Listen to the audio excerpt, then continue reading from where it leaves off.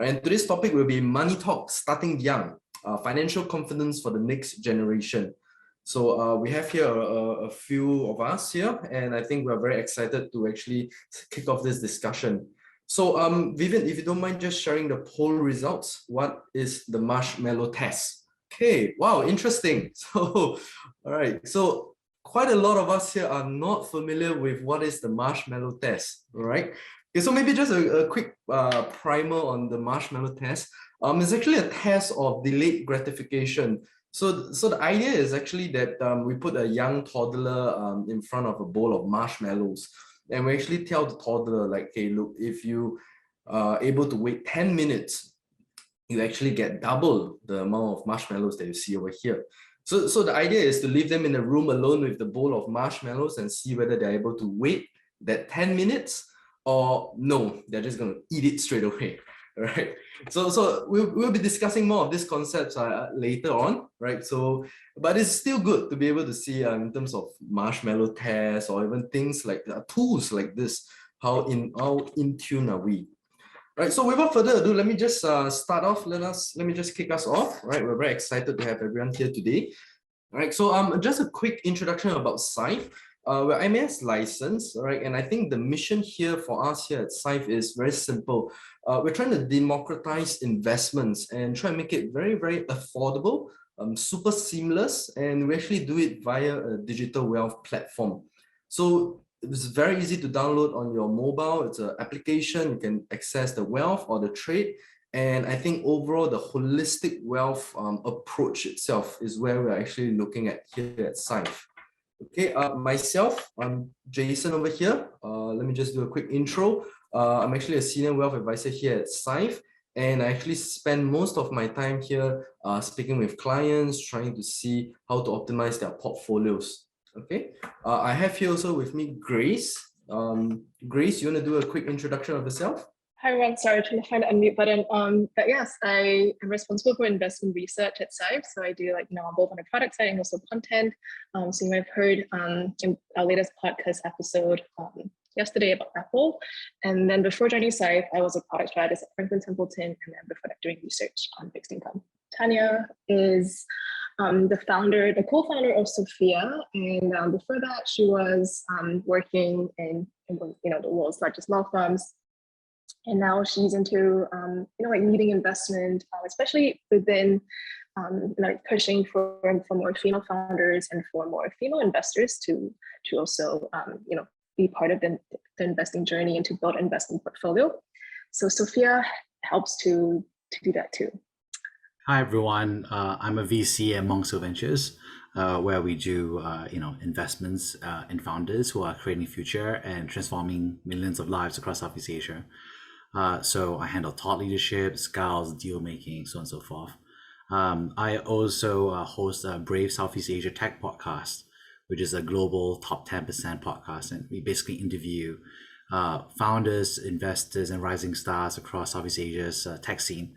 And it's just an amazing privilege and honor to be able to hear the story of so many folks in terms of what they intend to achieve and how they're achieving it. Both from a technology perspective, but also from an entrepreneurial perspective. So I'm excited to share my thoughts today. And I'm also a dad of 2 daughters, which is why I'm here. I was here all along. I just wasn't a panelist, but here I am. Welcome. Good afternoon, everybody. Yes, so as Grace said, I am the founder of Sophia, a financial education platform for women, a big passion of supporting female founders, and also just recorded actually our second course this afternoon on children and money. So I feel like I'm in the zone for this topic this afternoon. So fantastic to be here. Thank you very much. Thanks, Sophia and Jeremy. All right, so maybe now let's do a quick poll. And this is actually trying to see in terms of for example, how much allowance per day do you think we should be giving to our 7-year-old child? And for those of you here in Singapore, we know that at age 7, this is actually where they enter primary school, primary 1, right? And typically where they actually spend their money by themselves, choosing what to buy for their meals, their drinks, so on and so forth. Right? So So perhaps just a quick four questions, all right? And then we can actually look at the results. I know, Grace, you're trying to do introduce your allowance idea to your kids, right? Yes. Yeah. So I spoke with Tanya a few weeks ago. And then I initially thought that, because I have a 5-year-old and a 2-year-old, and I thought it was a bit early to start the 5-year-old on an allowance because he doesn't really get the chance to spend money. But I think after like just hearing about her experience and then reading up more about sort of the whole point of even starting allowance, that we will go into more in detail later, is that sort of start them early when the stakes are lower, and you just build that habit from younger. So it's only been week 1, and he hasn't had the chance to spend any of the money, I think, but he gets $1 a day. Yes, but not on the weekends. So I guess he gets $5 a week, technically. But then my 2-year-old also really wants to join in, so she gets $2 a week. Yeah, but I think she's more interested in like the bag that the money comes in than the actual money. Yeah, but we'll see how it goes. Interesting. Someone actually asked, is giving $0 an option? Okay, so interesting poll results. So poll results are in. Very, very interesting. So I think a majority of us are giving $5 a day. Wow, okay. And I think for the second question, somewhat, I think most of us can definitely agree on this. Somewhat, we encourage our children to save, but we don't enforce it. We feel equipped to engage with our child on money matters. Right, very interesting. Tanya, do you have anything to add over here as well? Yes, this is interesting. So first question, the question that you pointed out, which was, is giving $0 an option? Well, of course it is an option, and for a lot of people that is the option. But if you want to teach your children good money habits, spending, saving, investing, whatever they may be, and the sort of principles and guidelines of wealth, I think they need to receive something. And I think I suggested to Grace when we spoke a while back that I give my children $5 and they learn the savings, investing and spending principles just with $5 a week. So that's not a lot of money. My children are 5 and 7, but I think that they do need something, even if it's $1. So that's interesting. What is also interesting is that $5 a day, it seems like quite a lot of money for a 5-year-old. Sorry, for a 7-year-old. I would like $5 a day allowance. What are they? My first question is, what are they spending it on? And to your point, Grace, about you've done your first week of giving an allowance, but they haven't had a chance to spend it yet. My tip would be to give them a chance to spend it pretty quickly, so that they can actually, because their memories are very short compared to ours, and they need to see the fruits of their labor pretty quickly. So give them speed it up, would be my advice there. Yeah. Okay, will do. We'll think of something on the weekend, not later. Okay, so perhaps let's go on to the next section over here, where this is the agenda that we'll be looking at today, right? And we'll keep it very short and sweet, in the sense that for the first 3 topics itself, it's going to be a primer to our meat of the topic today, which is the panel discussion. And I think a lot of us here are very interested to hear what Jeremy and Tanya have to actually share with us. So the first agenda, managing your money, why is it important? Second, what's the issue then? And the third one, which is some of the current examples that we can learn from. All right, so the next slide. So financial parenting, why is it important? And over here, I have a chart that you can actually see. And I think a lot of us, on a very general basis, we can definitely identify with this, which is that if we do give our kids the ability to manage their own money, I think all of us generally agree that this is for the better. And if you can see over here on the right side of this chart, you can see that when we actually bringing kids into this topic of financial skills itself, generally they tend to fare better. So you talk about, like, in terms of the open discussion, 76% of the children actually can talk to their parents about money. And up to 91% actually say that their parents are actually setting a good financial example for them. And even you talk about like savings account as well, 60% actually have a savings account when you actually allow them to manage their own money. And if you bring it on the flip side of itself, where if they are not allowed to manage their own money, then you start to see a little bit, I would say, bad money habits, where the moment they get the money, 53% of them actually spend it immediately. Right? So that's definitely not something that we as parents want to actually inculcate in our children. Okay, and the next slide itself, you can see also that in terms of the parents and the teenagers, excuse me, we do see that on a general basis, we all identify that as parents, we should be teaching our children these financial skills itself. But if you look at the teenagers itself, you see actually a very huge mismatch between the perspectives from the parents and the perspectives of the teenagers. So for example, you look at the first line item itself, 59% of the parents say that, or rather feel that, they have taught their teenage children to be able to invest early, to be able to benefit from the compounding effect. But on the flip side, only 31% of the teenagers actually feel so. So they actually have a very huge mismatch. And in the next slide, you see that this mismatch in expectations actually carry on to young adults as well.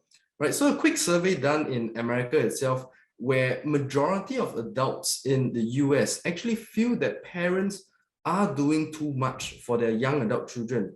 So you talk about like ages 30 to 49 parents, 55% actually feel that they're doing too much for their young adult children, right? And if you can translate that over to the next chart on the right-hand side, where most adults feel that by age 22, young adult children should already be financially independent.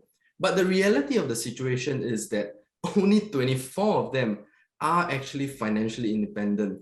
So you do see this very huge mismatch when it comes to the teenagers, and then it comes to the young adults, and then it carries on forward, right? So I think the question here is that a lot of parents already feel that we want to inculcate these good habits, these financial skills in our children, but the reality of the situation that is not actually translating down to the actual ground itself. So what could possibly be the issues then? And over here, I think I'd like to suggest two very broad reasons that we can discuss on a very broad level, and then we bring it to a very in-depth level with Jeremy and Tanya. And the first one is actually, are we ourselves adequately equipped to actually discuss and impart these financial skills to our children? Right? This is a very quick sample survey that we did here in Singapore, right? And you can see over here that 1 in 2 adults in Singapore say that they are financially illiterate. And what this means is that they don't understand investing. They are unable to actually impart these investing skills to their children. And I think if you bring it onto a very broad level perspective as well, 1 in 2 adults in Singapore don't even know how much we spend on a monthly basis. I was actually having this conversation with Grace earlier, and we were saying that, yeah, I kind of know how much I spend, but when we go down to the numbers, then, oh, I'm not really sure, you know. And I think on a very deep level, this is where we can all identify with. And if you bring it to an investing point of view as well, which is, I think we all know that we need to be investing to a certain level. But when it comes to the numbers, how much can I set aside? How should I go into investing? What should I invest into? We don't know. And then that becomes that inertial. So if we ourselves can't do that for ourselves, how can we actually do that for our children, right? And I think the second reason also is that when it comes to financial planning, we ourselves are actually not setting the right example. So this one over here is actually a sample as well, based in Singapore. And it actually shows that for retirement planning, only 6 out of 10 people start saving at the age of 45. And bear in mind, this is for retirement planning, and they only start at age 45 years old. So I think the idea here is that if we ourselves are not actually planning for ourselves properly, how can we actually show to our children that this is the proper way to do it, right? And I think for majority of the folks who actually unable to retire very comfortably, starting late is actually the primary reason for this, right? And we also have some statistics to show that when it comes to retirement here in Singapore, majority of the parents actually spend 20% of their income on their children.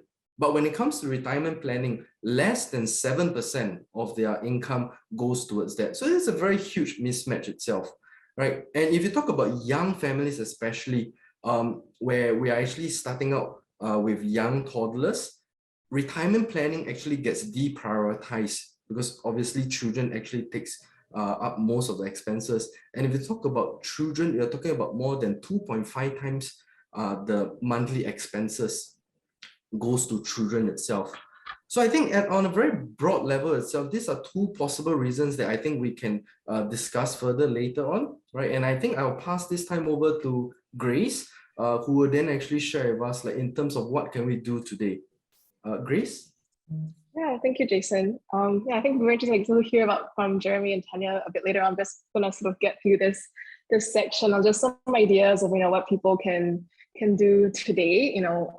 Like what are some opportunities to kind of start the conversation and then make it more relatable for kids. So I sort of came up with these examples with my own kids in mind, or anyone who's like kind of, I guess, pre-primary. And the idea that, we want to enforce that, like practice makes perfect. And we just want to talk about what are some ways to just start practicing, right? So instead of like imagining what might be a rather onerous conversation, and then when we give the kids a lot of information, we want to create opportunities, right, for them to understand the role of money and in their lives, in our lives, in society, and then for them to connect with the idea, like understand some patterns about consumption, and then finally like give them autonomy to start deciding for themselves, right? And then the idea that information alone is not enough, but rather that there's some ways that they can actually practice, right? And giving an allowance that we'll go into more detail a bit later would also be a factor. So here are some ideas for families with young children. We looked at some research, and generally the best time to start tends to be like around 3 to 4 years old. So from the time that they are able to count or understand like early numeracy concepts. And some of the conversations, right, can be ongoing. And there could be different ways of, adjusting for it as your kid gets older. But I think, yeah, it's sort of very tactile, right? So like with notes and coins. I know we got one question about how schools are piloting cashless payments at canteens. So how should parents educate their kids, especially, since society is moving towards like cashless and digital payments where you don't really have that tangible feel of money when you pass it on in exchange for something else. Yeah, so I think from my perspective, at least, is that, we think we will reinforce the idea that money can only be used once, that, they can use it to spend on something that they like, save it or share it. And then once that's used, you can't really use it for something else, right? So I think it might be harder for a younger child to grasp that idea without having a physical like token. But yeah, I mean, for Jeremy and Tanya, what do you guys think about cashless payments? Do you want to answer this, Jeremy? I have an answer, but do you want to go? Yeah, I mean, cashless payments, it's happening, and it's already happened. So, and the truth is, it's only going to trend towards more cashless payments over time. So like it or not, I think that, the world's already changing around us. The question is whether we are choosing to adapt for it. And of course, the big part about financial literacy education for our children is that they are not going to be the ones living in the world for the next 80 years, right? The next 99 years in life. And so, we have to make an investment, honestly, about helping them understand cashless payments. I think the tricky part, of course, is that cashless payments are an airy-fairy thing, right? It's not as tactile, it's not as obvious, it's not as physical as, legal tender. And I think that makes it tricky, I think, in terms of the education piece. And that makes it, I think, a big stumbling block to feel comfortable with cashless payments. That being said, it still has to be done because actually, I think the worst financial literacy habits are actually around cashless payments, right? So that ranges from, credit card and not managing debt well in a virtual way, all the way to, buy now, pay later, taking out loans on conspicuous consumption that you may not be able to understand what the ramifications are, to, just the virtual budget, right? What goes in versus what goes out. And so I think cashless payments is something that has to be tackled. And I think, thankfully, there are startups out there like Verkle and other companies that provide, cashless payment solutions for children, so they can use a Visa, MasterCard card. You can track the budget, and they also provide educational content for financial literacy. So they are actually partners rather than competitors in helping with financial literacy. I think this is a huge risk actually for parents all across Singapore. I think it is absolutely the future, as Jeremy said, and we are moving towards it, but I feel like we're completely unprepared for it. We're essentially giving financially illiterate children and teenagers cards and responsibility, and we've ill-equipped, they're completely ill-equipped. I think we should have foreseen this and started to bring financial literacy into the conversation. The question, I think, is it the school's responsibility to be teaching our children financial literacy? And the problem that we have the world over is that our schools are assessed based on academic achievements. So of course, schools are very focused on academics because of the way they are assessed by their performance as a school. So if our schools are not teaching children the financial literacy skills that they need, and our parents are not, or more often than not teaching them, they're falling through the cracks. And I absolutely agree that cashless is the future, and they've got decades and decades ahead of them cashless. But I think right now we're in this period where we've given them the responsibility, but they don't have the tools to manage it. Mm-hmm. So yes, as Jeremy said, there are companies that are doing the two hand in hand, so you get some financial education. There is a part of me that thinks that we've sort of missed the boat a little bit with those teenagers, because at the age of 12, at the age of 14, being given a card for the first time with perhaps no prior knowledge, no understanding. Mum and dad have shielded me from all financial decisions, and I don't know how much money mum and dad have, or they're not making, the value of money is not something that they have a good grasp of. I think we're in a high risk period, and I think that financial literacy for our children is just absolutely paramount right now. And I think it's interesting because I filmed this course this afternoon on how to teach their children about money, and I stopped when we got to cashless because I said this is not just this is not just a module within the course, that's a course within itself, because this is huge and this is the future. So I think it's I think financial education, and given that we it isn't in our schooling at the moment, I think that parents need to step up and take that responsibility. So trying to equip parents with these skills is of paramount importance, I would say. Yeah, when's your course going to be live? 7 days. Oh, okay, nice. We'll keep an eye out. Yeah. Okay, if I can just maybe go through two of these, so which I thought were quite interesting, that also sort of have these conversations at home. One is commercials, right? Sort of meant to, make it really attractive for you to want to buy something. But then coming off of that, how do you really talk about like wants versus needs with someone who's much younger, like someone who's like maybe 4 or 5 years old, and I think one of the ways that we've tried to kind of demarcate is let's say if they want a new toy, right, that's very like shiny and it looks great, so we'll ask like how much time do you think you'll spend playing this, right? So the idea of like dollar per play, and then sort of like holding them accountable, right? If they want to like buy this toy, then firstly like they have to kind of say like, oh, we don't really have this toy, kind of make not really write an essay, but just don't want to give the impression that, when they say that they make a request for something, then they'll say, yeah, okay, sure, right? So I sort of want to get an idea of like diversification of toys. And yeah, but I think that's worked pretty well, just because we end up buying the toys that like he's really played with in school and that he likes. So a lot of the toys that we end up buying have a good amount of like, dollar per play, is a low dollar per play because it's played with a lot.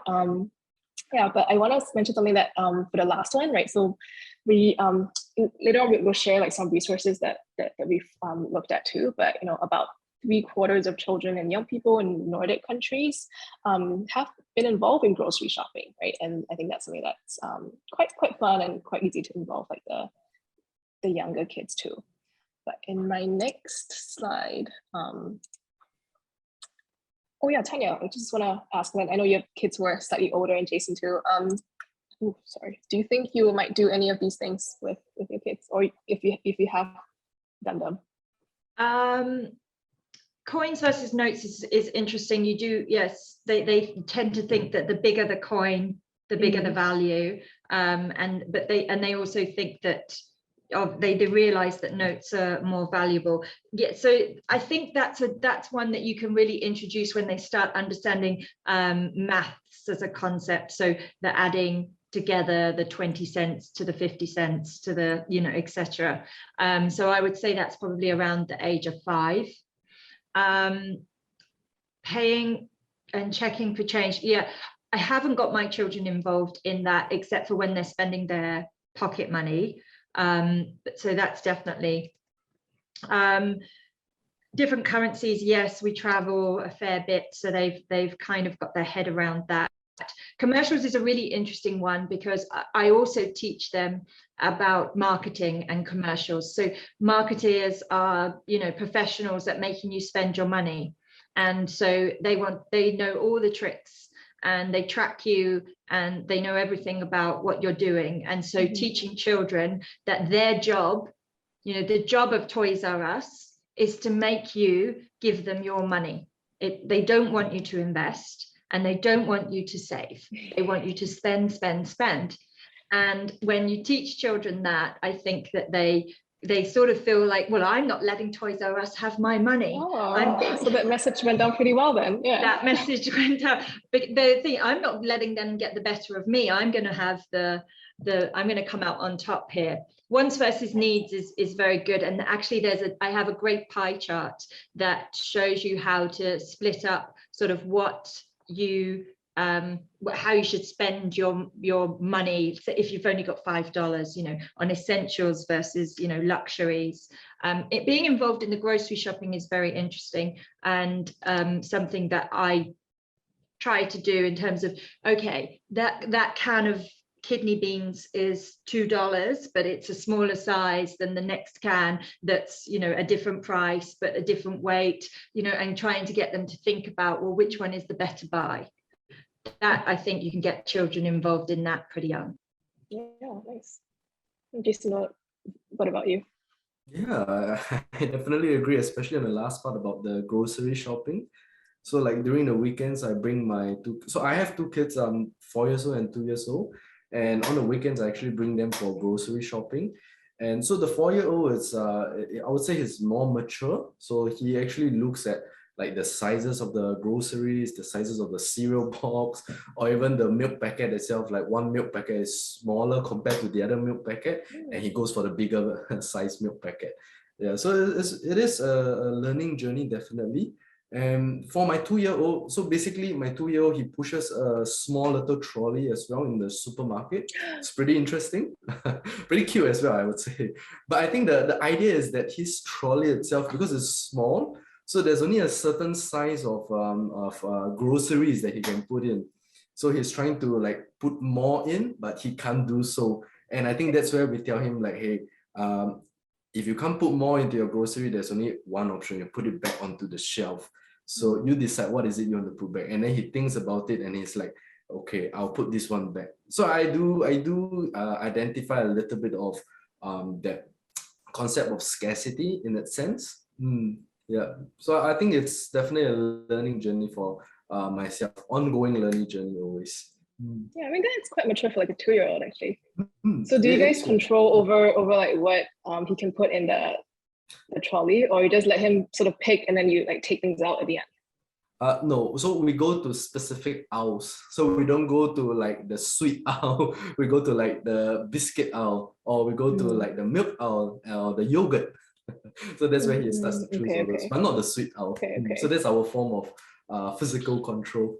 Oh, good. Yeah, Jeremy, like so many ideas now. I'm gonna try it on my 2-year-old too, but yeah, okay, we'll see.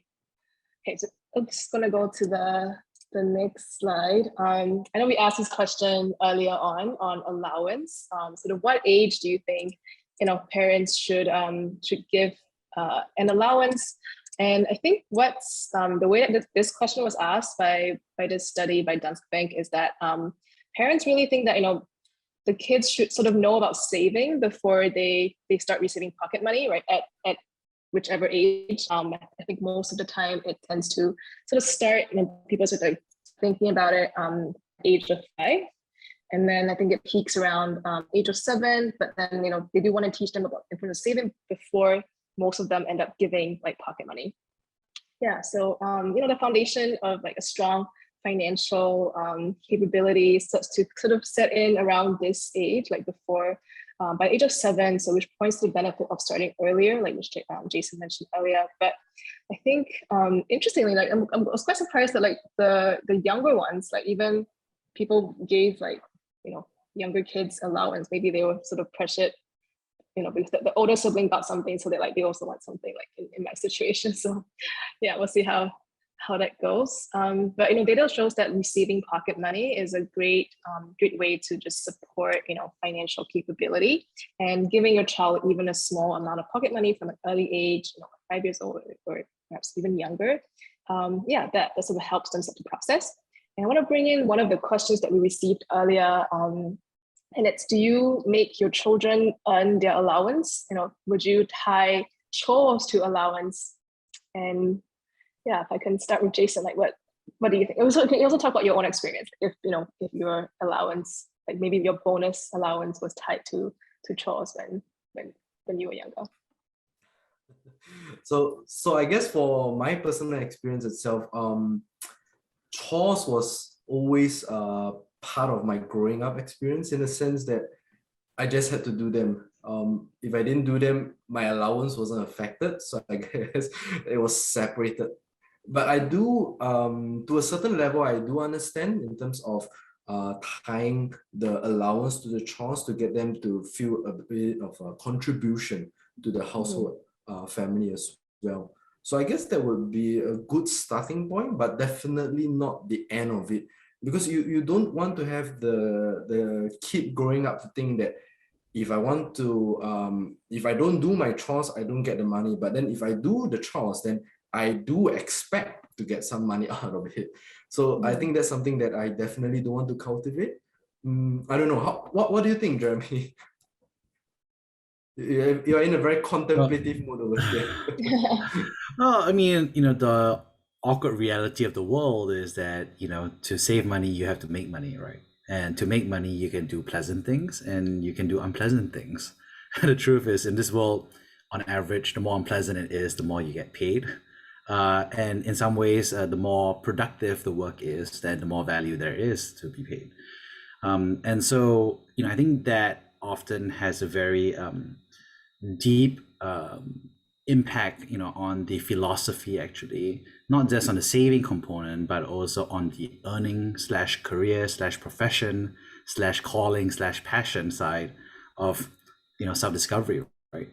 And I think one of the major disappointments, as we all know, for many teenagers, etc., is like the big divergence between, say, the career that they want to have versus the lifestyle they want to live, right? So the joke is always like, the person wants to become an artist, but doesn't feel like the lifestyle matches, or vice versa. Like, they're taking on a profession that is very well paying, but unable to really reconcile and feel divorced from their true calling, right? They have to make money to have the lifestyle, but they don't really understand why they're doing the job at all, right? And I think that's really a great moment to have children to say, hey, like, the truth is, there are three things, right? Like you said, I think, first of all, Jason, the truth is there are responsibilities that we should do regardless of financial reward. We should be polite to each other, right? We should avoid hitting each other, and not have to financially incentivize that, because this is core responsibilities, our obligations to one another and society, and it's not optional in the sense that or at least it's not optional in this household, right? And then the second piece, I think, which has to be done early, of course, is what are the things that are optional and are accretive, value creation for the household together, that you would like them to do, right? But are optional in that sense. And that's, I think, a great pocket of understanding and learning, because without learning about the fact that more work in some ways is correlated with more income or budget, I think it really divorces a lot of people from their potential to be entrepreneurial later in life. And I think there are so many stories of the founders that I interview in my podcast, jeremyal.com, and so many of them, had that entrepreneurial bug kicked off, right? Because, they were entrepreneurial because they had no choice, right? It's not as if the parents are budgeting, etc. It's just the household just didn't have enough cash to give them a budget that let them live or have the right, school uniform / clothes, or even the food they wanted to eat. And so they were entrepreneurial, not by choice, but because they had to make that up for that gap for themselves. And I think for many of them, this felt like it was a tremendous gift in the end, because then they realized that, selling lemonade is a great way to trade on how cute you are. Selling rocks to your grandma is a great hustle, because your grandma pays a lot of money for rocks, for some irrational reason as a kid. And you realize that selling rocks to strangers doesn't work, right? Because they don't see any value in your rock. Working at a bar, underage, that's because that's how they're gonna make ends meet. But I think, and then somehow they didn't discover all of a sudden that compound interest is amazing. And so all these things that they it's like takes an arm and a leg and so much work as a parent to teach, becomes very easy to learn, because the truth is the world is full of scarcity, right? And money represents that scarcity of time and effort and passion, because it's not easy. I can't wake up in the morning and have $1 billion as my budget, which feels like it when you're a kid and you have $10 per day. That feels like having $1 billion a day. And so I think that understanding that at the end of the day, there's a finite amount of energy and effort you have versus the scarcity of resources versus the scarcity of consumption. Those things can be difficult if the only component of it is just the budget and there's no incremental budget per chore in that sense. Well, I think Jeremy has eloquently described absolutely what I think. I think, to your point, Jason, I think actually we should be tying, reward, consequences, and actions to, that is the world we live in, and I think we as parents are responsible for teaching our children these things. And I think, I typed in a short message when that question came up, because sorry, I thought that was how we had to do it, so apologies. But I think that we should, I don't have my 6-year-old downstairs or 5-year-old downstairs, scrubbing the car and hanging out the windows, cleaning the windows. She maybe tidies up her teddy bears and makes her bed every day and folds her pajamas rather than leave them discarded in the bathroom, and it's small things like that. So you don't need to put them to work. We're not about child labor, but just teaching them that there's responsibility. And I think we're very privileged in Singapore that a lot of us have home help that the rest of the large parts of the rest of the world don't have. So I think it's very easy to fall out of habits with our children, and I know I've been a victim of that myself, that you've got to make that extra effort to get them to do those things. What's interesting from this data that we're looking at is that two things pop out to me, maybe three things. One is that giving allowances to children, under 3, perhaps even 3-year-olds, seems absurdly early. But the second thing is that most people are giving allowances to children from the age of 7. And data tells us that by the age of 7, a lot of children have formed their money habits by then. So I think we're a little bit too late. So I would say the bulk of people should be around the age of 5. And then the third thing that pops out is that people want to teach children about the importance of saving before they've given them an allowance. I mean, this just is absurd again, because how do we teach children about saving, about investing, about spending? Well, we do that through action. We can't teach children of this age through a textbook without any context whatsoever. So we must start, with the pocket money, with the allowance, somewhere around the age of 5, I would say, or 4 maybe, but definitely before 7. Okay, nice. What other rules do you think there are about allowance?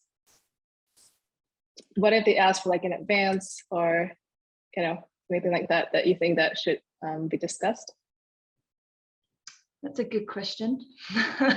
My children have never asked for an advance yet. They haven't thought about that concept. Yeah, that's interesting. I have topped up.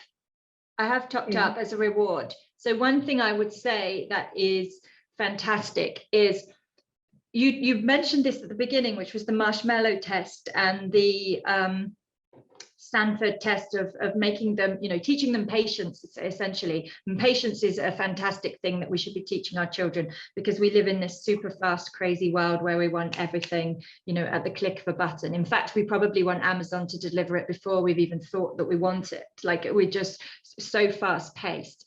Patience is great. So if you encourage your child, let's say you take a chocolate bar and you say, hey, 5-year-old, here's a chocolate bar. If you eat 3/4 of it, you should say, put the other quarter back into the refrigerator and maybe have that tomorrow. Okay. And if they do that, which just teaches them just a tiny bit of patience and just not being greedy and wanting everything now. Then tomorrow, when they go to get that quarter of the chocolate bar that's left, you say, and actually, because you did that, I'm giving you a cookie or whatever it is, an extra $1 in your allowance, because you're rewarding them for showing patience. And it's a very quick and easy way for them to learn that there is value in playing the longer game. Yeah, nice. Thank you. So actually, this is a very nice segue into my next slide. So this is some data from Singapore, and it talks about whether the allowance should be given like daily, weekly, or monthly. So going off of Tanya's point, it should be longer than daily, right? Because then you sort of have an element of like planning, and then also perhaps like delaying gratification and learning a bit more about patience. Like you might have to save up, and if you sort of spend all your money much earlier on, you learn that the concept of scarcity, like you feel that a lot more. But interestingly, I think weekly allowance, at least for lower primary people, still tend to give it daily, or more people tend to do it daily. But then that increases as the kids get older. So older kids tend to just have more of like weekly or monthly sort of frequency. Yeah, and then on the next slide, this is something that I got from a book, like this personal finance columnist from New York Times who writes a lot about this, and we'll share that book later on the resources page.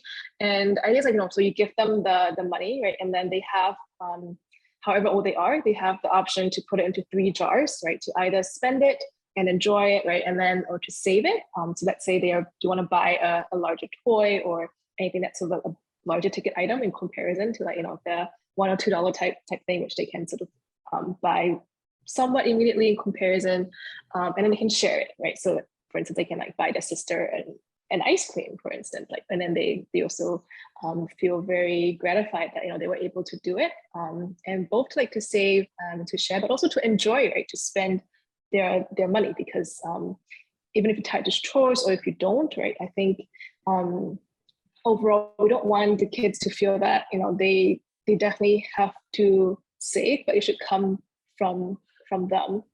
Yeah, that's something that was interesting, that when I told my husband that, you know, we would do this allowance thing, that he was somewhat skeptical, is the idea that grandparents can give them bailouts, right? So let's say they're like, oh, I've saved $5 already, but I really want this toy that costs $50.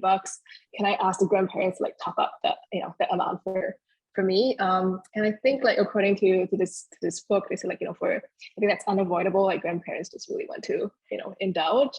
But overall, like, if they can keep to the plan, right, of doing it for themselves, most of the time, like 90% of the time, like, this tends to not really derail their progress.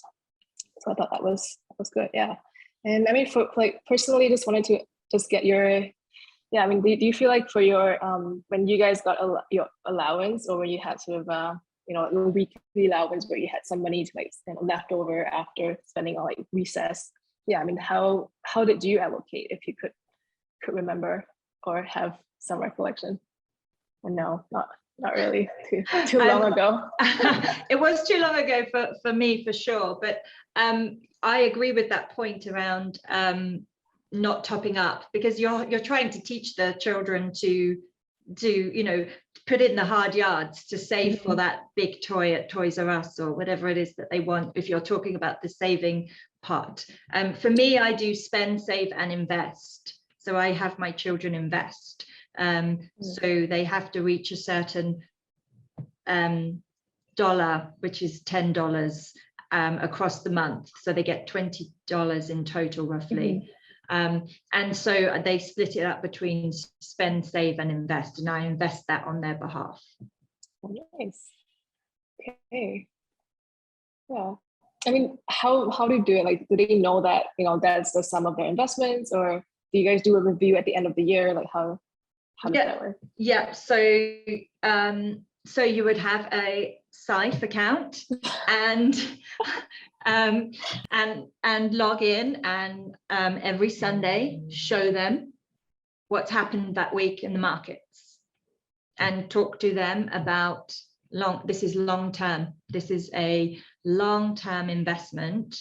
And I talk to them about them going to university, and I don't know if I'm going to use this for their university, but I just have to give them something for them to be able to relate to it. So I say, this is the money that we're going to use for you to go to university. So it's going to be there for a really long time, because you go when you're 18 and now you're 5 and 7. So then they work out how many years that is, and then we just watch, you know, we watch the market going up and down, and we talk about what's caused some of that. Obviously, it's age appropriate. I don't talk about, you know, wars and, you know, things that are going on in the world that are affecting the stock market, but did talk about COVID. If you think about, that's a very relatable story for the children. You know, when you go into a McDonald's, for example, and you talk to them about you know, you own a piece of this McDonald's because it's in our portfolio. You own a little bit of everything. So when people are buying their burgers, this is this is money coming to you because you own a little bit of this McDonald's. But when it's COVID, you can then talk to them about the fact that everyone's staying home. So no one's buying, you know, people are not buying as many burgers. So there's less money in McDonald's. And that's why our investment has gone down, because lots of companies are in the same position as McDonald's. And obviously you tailor the conversation depending on the age, but, you know, making that relatable and to things that, you know, are in their everyday life. Not that my children go to McDonald's every day, but you get my point, that they can understand that. So I think that helps as well. And it's amazing how much they actually do understand. So the concepts can be understood at a very young age. Very cool. Yeah, I think I might try that. So it's a very interesting conversation to have, because I feel like you know, sort of like a lot of this investment type of speak, right? They're not really sometimes, like, you know, there's a lot of jargon, and then it makes it very difficult even for anyone who's not 5 years old to understand. I think there is a lot of effort, like sort of to make that relatable, like to explain like I'm 5, right? And I think, yeah, no, I would love to hear that too, like whenever you know, to be like a fly on the wall in such conversations. Yeah. Okay, just gonna move on to actually, if the I next. can just Oh, chime yes. in here, Grace. Yeah. So I'm actually very curious, like, because a lot of times how we actually perform in our role, like for example, I'm an advisor, so I speak with clients on how to construct portfolio designs. Tanya, obviously, she's founded Sophia. So in terms of like as a VC as well, Jeremy, perhaps does it help you to actually share some of these concepts with your child? I mean, your child is 2 years old, but definitely you would probably be thinking about it as well, right? I mean, I think the short answer is yes. And I think it's never too early to talk about that concept, because I think what you're just trying to explain is that, when you're talking about dinosaurs, there's like 5 whys, right? Why this, why that? And I think there's a physicality piece. And unfortunately, I don't think there's as much material to talk about, why are people sad about the news today, right? Or, the more immaterial things that are actually impacting the lives of, you and me and everything. And I always remember, actually personally as a child, I think my parents were deeply affected by the Asian financial crisis. And nobody explained to me what was going on, right? And all I knew was that everybody was devastated, and there were tough times, and we had to go tighten our belts and go through all of that. And I had no idea as a kid, right? I just had zero understanding what was going on, because from my parents' perspective, I think, and I understand it, it's just like, it's too hard to explain, and we don't want to talk about it, and we don't know how to explain it. But I always think about that experience myself, because I didn't understand. I mean, it was well into my 20s before I realized how bad the Asian financial crisis was.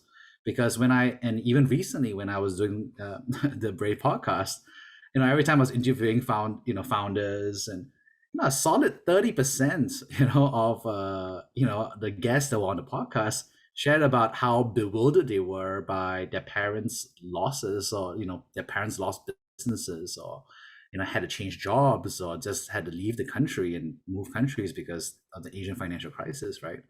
And the truth is, nobody was explaining it, right? In fact, I would say another thing, which is most parents didn't even understand what the Asian financial crisis was, because it's complicated. How do you even explain macroeconomics, the government, current reserves, and the US, dominated, dollar system? It's hard to explain, right? And I think, the truth is, it's our responsibility today. It's so much easier to explain stuff, right? The Asian financial crisis was impossible to explain because we didn't have the internet, we didn't have resources, we didn't even have YouTube. But today, I think it's so much easier for us to explain what's going on, today, right? Why are chicken egg prices going up, over the past few months, and honestly going to double or triple again in the next 1 year? Well, it's linked to current world events that you see in the news. And why is that happening? It's because of this, right? And I think, and I'm not saying that the children are going to fully understand. It's just that I think helping to articulate and helping them understand that there are things they don't know, and now have the ability to learn for themselves, is foundational, right? And I think it just provides so much change where it's just impacting our daily lives, right? And so it's not about changing the fact that the conversations are still happening about dinosaurs. It's not changing the fact that we're not having conversations about why look both sides of the road before crossing. It's just that, when there are questions that are really coming up about everyday life, you take the opportunity to explain what's happening in society, what's happening in the economy, and what's happening in the world, right? And is this a different direction from the physicality of the world to the societal and human aspects of the world? Yeah, thanks for sharing that, Jeremy.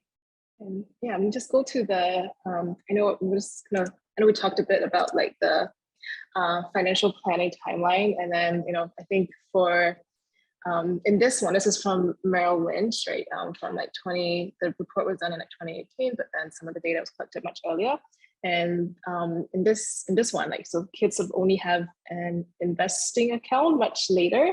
I think for Syfe, because you have to be at least 18. So in that sense, I guess technically like an investment account and name if you want to be open then.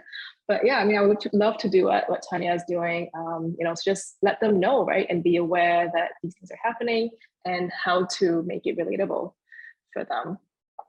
And next page, we have some resources that we used to put this together. And I think personally, you know, the first and second books are perhaps what I found to be the most useful. And Tanya, do you want to talk about the second one? I would love to. This is my friend Will. He's got a book, Grandpa's Fortune Fables. He's based in Vietnam and 2 girls, and he's a finance guy, and he's just taken a break from work and stepped off the finance sort of investor career trajectory to spend more time with his children and come up with this book, and it's fantastic. I've read that to my 2 children, so it's a bedtime read, so it teaches the children through, and we've talked about this today, through relatable storytelling, and it teaches them really great solid money concepts, and the difference you will see in your children at the end of that book is amazing, really, really amazing. And it's a really nice read as well, just a quiet time with the children at bedtime. I would say that you would probably start to read that with a 5-year-old plus. Yeah, no, thank you. Yeah, so the first one, I think it's more, you know, it's more for parents, and a lot of the topics and the questions have been raised, like, so about chores, about like when to start allowance, how to do allowance. You know, it's been researched there too. So, you know, you sort of find some networks for your own family. And I think it's just, you know, to start, and then of course to refine it over time, and then to find your sort of what works for you and your current circumstance. And the next 2 are just longitudinal studies about how people do it in different countries. And I think, you know, like globally, right, the idea that this is not really taught in school, but everyone feels like, you know, it should be covered more, but there isn't really like a set kind of way to do it. But just wanted to see, you know, if you're interested, like go through some of this to see what happens in different countries. Yeah, I know we're at time, but if we could perhaps just ask for some parting pieces of advice and like the best practices, you know, from the stories that you've heard from the people that have interviewed Jeremy, and also like your own experience, and then, you know, the founders that you've interviewed. So Tanya for the Sophia podcast. Oh, Jeremy interviewed me for his podcast. Yes, which was great. We had a great time, didn't we, Jeremy? So you would like parting words, is that right, Grace? Yes. If you take one thing away from today, it would be just start. If you have children from the age of 4 or 5, I really do think that starting even, you know, with a couple of dollars a week just it's a bit like the advice I give for women trying to start investing. Just start, and it can be super conservative, but just make that first step and just see the amazing you know, response from the children. And the way to start would be, I would say, through a book, through teaching the children that way, and at the end of it, start your allowance at that point. Parents love children, right? And I think we do all of this out of love for them, because we love for them to understand and appreciate the world as it is, not what we want it to be. We love them to understand that time and resources and money are finite things. And we also love them because we want them to learn from the best, right? And learn from the mistakes that we have done personally as well. What's really key is that as we think through the budget, there's a huge core, which is, first of all, I think avoiding, the trauma of our own experience, right? Which is thinking through carefully in terms of budget. You know, it's not just a budget, but also, you know, our approval or disapproval about what they use their budget on, right? You know, and I think a lot of modeling of our behaviors are really key in terms of, you know, that space between being a parent and letting them have the choice to do things with the budget / allowance versus, you know, what we would want them to do more of, right? And I think at the core of it is there's no easy answer, which is not very satisfactory. That it's better to be generous and be a role model around the things that you like them to spend their allowance on. Like making it, I always remember as a kid, my father would always make it an unlimited allowance to buy books. I didn't buy many books, but it felt like something that, was never ending, at a library, the new book to buy. And so I grew up, a nerd and, loving books, right? And thirdly, I think, there's always that element of choice, right? Because the truth is, if my parents asked me today to do something, I would be very thoughtful about what I choose to say yes or no to. Because, every human desires to have that free will, that choice, right? And I think the allowance can often be that flashpoint, I think, that debate between how parents want to love their children, how parents wish they could have done things differently in their own life in financial literacy, and free will versus role modeling, right? And I think being thoughtful about, at the end of the day, how you model is better to give the allowance out of love, to model spending out of love, and not let that be a flashpoint, not let that be a conflict point in the family, because this is just one of the many things that you are teaching them on top of dinosaurs, the stars, and the global economy, right? So I think at the end of the day, this is a precious, wonderful time for both the child and the parent. So let this be out of love rather than out of fear. Well, thank you for that. Yeah, Jason, any last words? Yeah, I mean, I think to build up upon what Tanya and Jeremy has both shared, I think it's also that we are not going to be perfect parents. I think all parents can definitely relate to that. We have this mentality that we're going to be good, we're going to be loving, but the reality of the situation is that there are times where we probably fail as parents. And I think like what Tanya was mentioning, just started, and to be a good role model. And I think it's a journey after all, and it's an ongoing journey. So even myself also, I learned as I teach my children as well. So I think the whole idea is we're not going to be perfect, so keep on learning, I guess. Yeah. And I think earlier on we were also all discussing about this, and we were saying that at the very crux of it, we all want to actually impart to our children some sort of financial knowledge so that we can actually break this cycle of inadequacy. And regardless of how we do it, I think the intention is just start, like what Tanya so properly summed this up. Yep. Yeah, no, thanks for that. Yeah, actually we have one, sorry, I just realized I should have probably gone to that slide earlier, but we have a promo code for everyone who sort of stayed with us and wanted to, just see if you want to start investing, in your child's name. You can start, with like $10. Of course, you want to put more, that works too. So personally, I think what similar to what Tanya mentioned, like want to make it more relatable. So I set up, just a very small amount for my kids in our REIT Plus account, because that's just very, they go to malls, right? They go to like super parks, they go to Suntec, and then they understand that, this is how they, these shops make money, and that relates to their portfolio. So only for the older one, like I don't know if he fully gets it, but we just thought that REITs was sort of like more tangible, and we'll see how it goes. But currently he doesn't do DCA yet. That we'll see whether he's able to, if he can, we have some allowance left over. Yeah, but thank you everyone for joining us today. And yeah, if you want to check out both Jeremy's podcast, so it's on jeremyowl.com, and I think it has like all the episodes. And then also for Sophia, you can find the podcast on Spotify. Jeremy, are you on Spotify too, or just on your website? Okay, on Spotify too. Yeah. Okay, great. Yeah, and happy Father's Day to you and Jason. For this weekend. Thank you, Grace. Thank you, Jason, and thank you, everybody. Thank you. Thank you. Bye-bye. Great. Everyone.